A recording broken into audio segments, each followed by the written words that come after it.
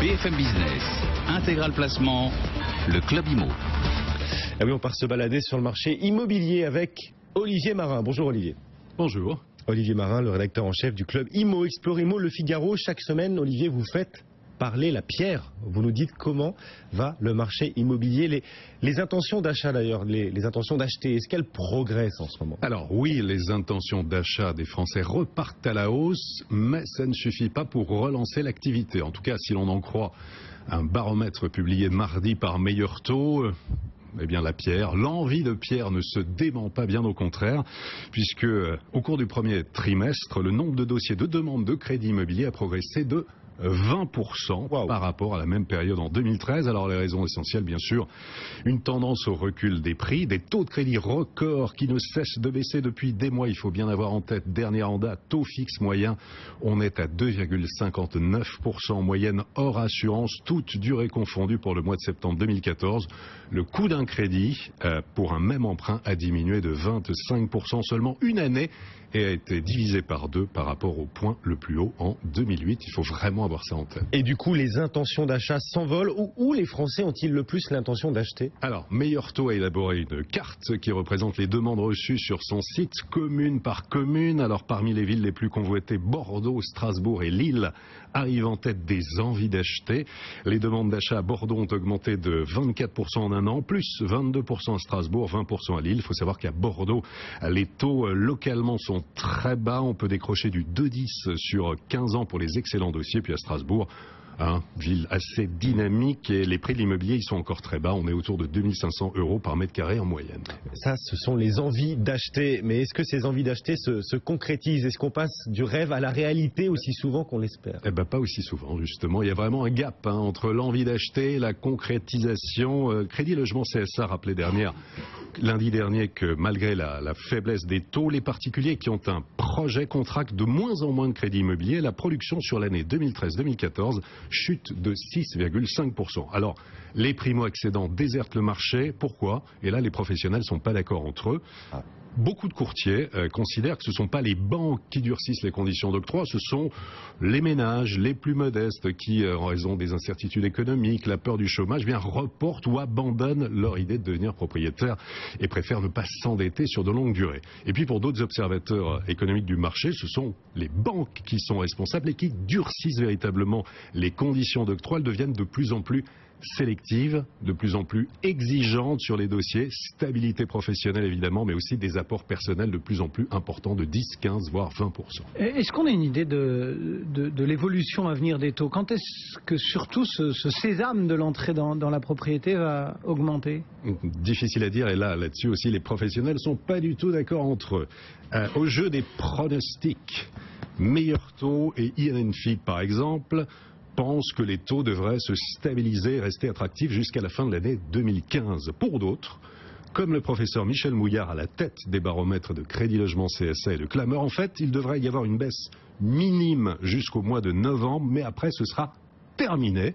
Selon lui, aujourd'hui, pour les personnes en capacité d'acheter, il y a une fenêtre de tir très intéressante de 5 à 6 semaines, mais pas au-delà. Les taux pourraient même, selon lui, remonter de 25 à 50 points de base d'ici à la fin de l'année. Ensuite, ils devraient se stabiliser jusqu'au printemps prochain, en tout cas pour octobre.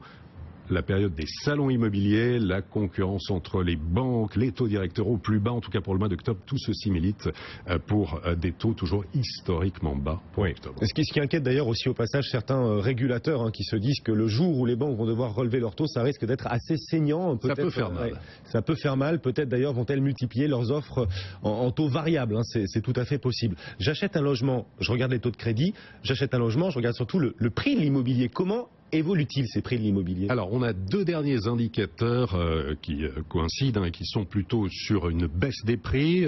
Pour Paris, le réseau Meilleurs Agents indique que la baisse des prix continue. Alors, moins 1% en septembre selon son baromètre. La baisse des prix atteint moins 3% depuis le début de l'année, moins 9% depuis le plus haut du marché en juin 2011. Ça, c'est pour Paris.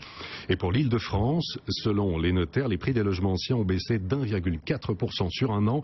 Prix moyen d'un appartement ancien, 5 400 € par mètre carré en Île-de-France. On est à un petit peu plus de 8 000 € à Paris par mètre carré, et il faut compter en moyenne 298 000 euros pour devenir propriétaire d'une maison en Île-de-France. Côté transaction, c'est toujours l'attentis, il manque environ 4 700 ventes de logements anciens, soit environ 10%, pour retrouver le niveau d'activité moyen de mai à juillet sur ces 10 dernières années. Allez Olivier, on passe au club Imo Explore Imo Le Figaro. Vous receviez cette semaine le président de l'UNIS.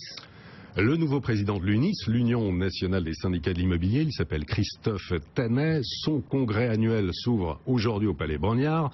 Alors lui, il est très inquiet de l'effet des mesures relatives aux nouveaux honoraires de location. Il pense que l'on reviendra sur les plafonnements du décret. 8000 emplois dans l'immobilier seraient, selon lui, menacés.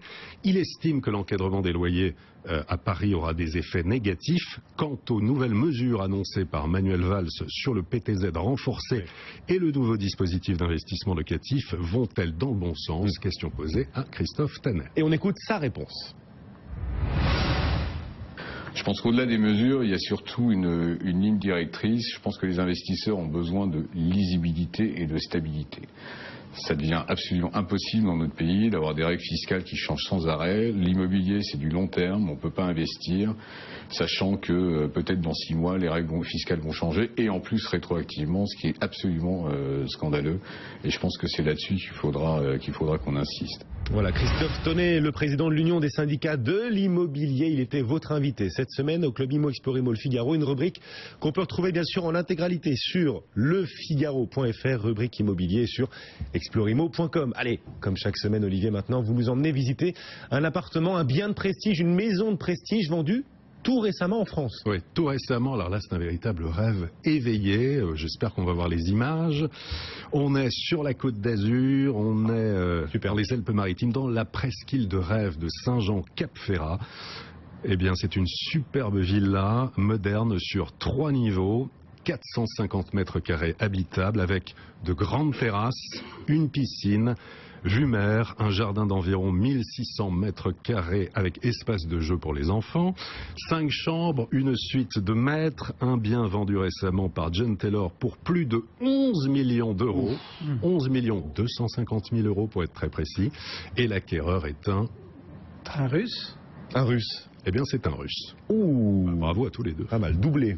Voilà, superbe, bien vendu récemment en France. On vient de découvrir les images. Si vous nous écoutez à la radio, vous savez que BFM Business est aussi en télé partout en France. Merci beaucoup Olivier d'être venu nous voir.